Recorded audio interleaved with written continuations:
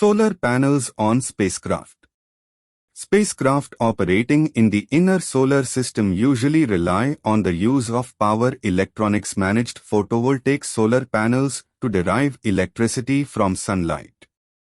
Outside the orbit of Jupiter, solar radiation is too weak to produce sufficient power within current solar technology and spacecraft mass limitations, so radioisotope thermoelectric generators, RTGs, are instead used as a power source. History. The first practical silicon-based solar cells were introduced by Bell Labs in April 1954. They were initially about 6% efficient, but improvements began to raise this number almost immediately.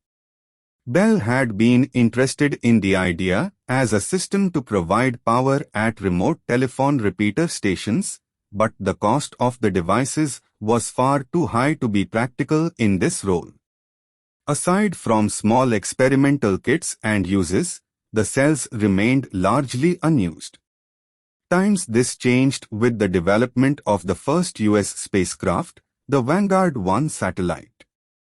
Calculations by Dr. Hans Ziegler demonstrated that a system using solar cells recharging a battery pack would provide the required power in a much lighter overall package than using just a battery. The satellite was powered by silicon solar cells with 10% conversion efficiency.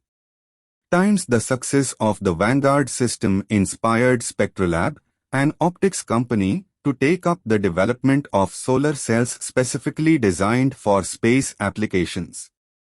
They had their first major design win on Pioneer 1 in 1958 and would later be the first cells to travel to the Moon on the Apollo 11 mission's ALSEP package. As satellites grew in size and power, Spectrolab began looking for ways to introduce much more powerful cells. This led them to pioneer the development of multi-junction cells that increased efficiency from around 12% for their 1970s silicon cells to about 30% for their current gallium arsenide (GaAs) cells. These types of cells are now used almost universally on all solar-powered spacecraft.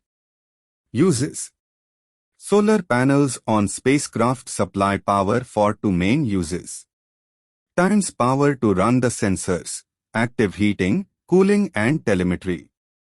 Power for electrically powered spacecraft propulsion, sometimes called electric propulsion or solar electric propulsion. For both uses, a key figure of merit of the solar panels is the specific power, watts generated divided by solar array mass, which indicates on a relative basis how much power one array will generate for a given launch mass relative to another. Another key metric is stored packing efficiency, deployed watts produced divided by stored volume, which indicates how easily the array will fit into a launch vehicle. Yet another key metric is cost, dollars per watt.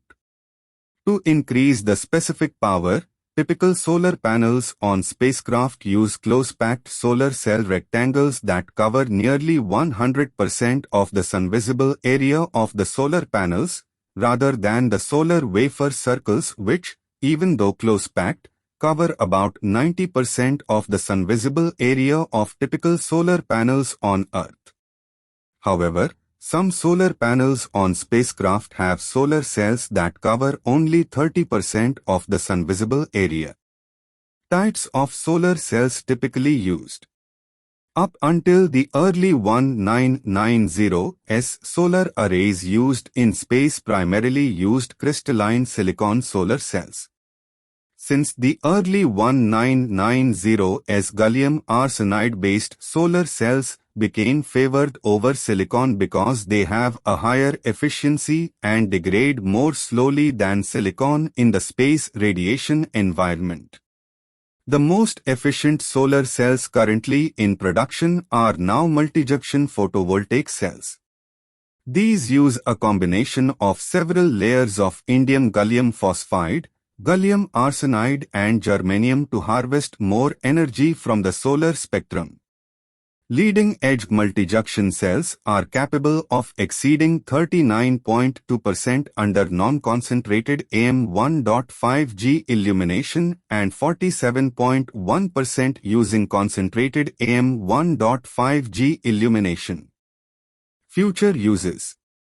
For future missions, it is desirable to reduce solar array mass and to increase the power generated per unit area. This will reduce overall spacecraft mass and may make the operation of solar-powered spacecraft feasible at larger distances from the Sun. Solar array mass could be reduced with thin-film photovoltaic cells, flexible blanket substrates, and composite support structures. Solar array efficiency could be improved by using new photovoltaic cell materials and solar concentrators that intensify the incident sunlight.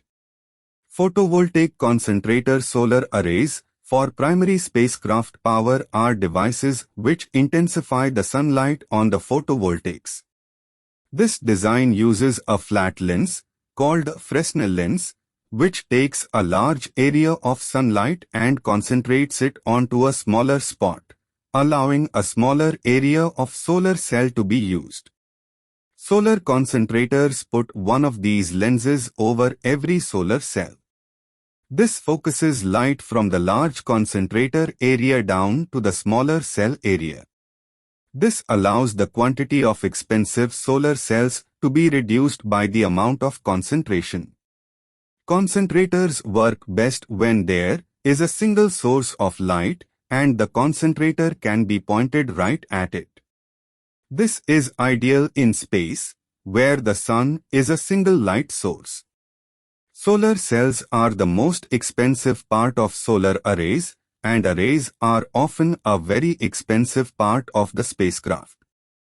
This technology may allow costs to be cut significantly due to the utilization of less material. Gallery. Solar panels on the International Space Station, September 2000. A section of one of Juno's solar panels. Rosetta's lander Philae. Black light test of Dawn's triple-junction gallium arsenide solar cells. The Mars helicopter Ingenuity's batteries are powered by solar panels. Thank you. Please do like, share and subscribe.